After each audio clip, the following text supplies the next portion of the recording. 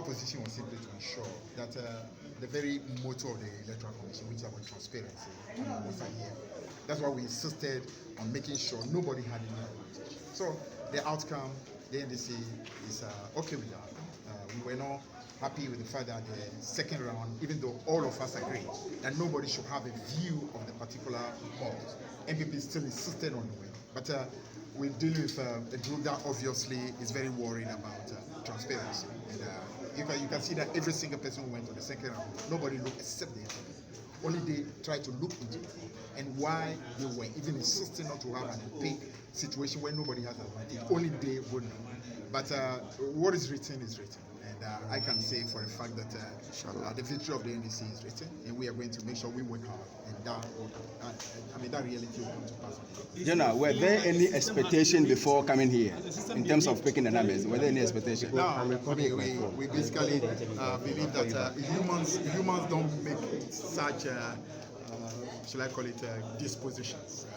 They say man proposes, God disposes. So coming here, I basically just ask for God's plan, God's will to be done relating to the NDC, and we're sure that whatever happens is exactly the will of God. How is the NDC going to communicate this to its supporters? You wanted to fight the process in there. Do you believe that the system was rigged? That's what I'm saying, that we clearly made an effort to make sure the second round, at least some proper transparency was done. And all of us had agreed. But it was obvious that NPP clearly did not want it. That's why you saw, even though every single one of out of the 9, 8 people went, and nobody looked into the box, because we wanted to ensure that no advantage is given by way of viewing and choosing what you want. But NPP, as usual, decided to do what NPP does, which is basically going against what you call norms, going against convention, going against access. Have you served your party well? Because the boss came first, you inspected the boss, gave it a green light, it goes around, they picked one. You had issues. Yeah, but that's the more reason why we insisted that for the second time, nobody has an advantage. I mean, you must appreciate that for the first one, it is very possible that after the inspection, I mean, our friends went, looked through the bowl, and saw an advantage in picking what they were picking. That's why we wanted to make sure that advantage did not happen. But the second one, you could see clearly they still went and insisted on seeing the balls to pick. That tells you that they have a prior arrangement. Something makes them want to see in order to pick.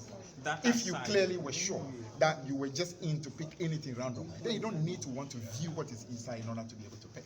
That's the reason why we insisted. But of course, I mean, a party of illegality, a party that is afraid of transparency, would do anything to break the rules. And we will make sure on December 7th, that does not. 13 names will be on the ballot. How are you going to market it? Let me hear one person at a time. How are you going to market it? I think it's spoken a bit. Let me hear the other person. That aside, are you generally satisfied with the process in general?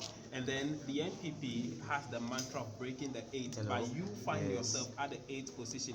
What does that mean to your fortunes on December 7th? Yeah, as I said already, we came here asking for God's perfect will to be done. And we accept the number 8. After 8 critical years of decay, after 8 critical years of, shall I call it the total lack of order, the corruption, the darkness that has engulfed this country, I think the 8 is quite significant to tell the country that this is the moment to stop the decay after the 8 years. Are you generally satisfied with the process so far, despite the back and forth and all of the objectives?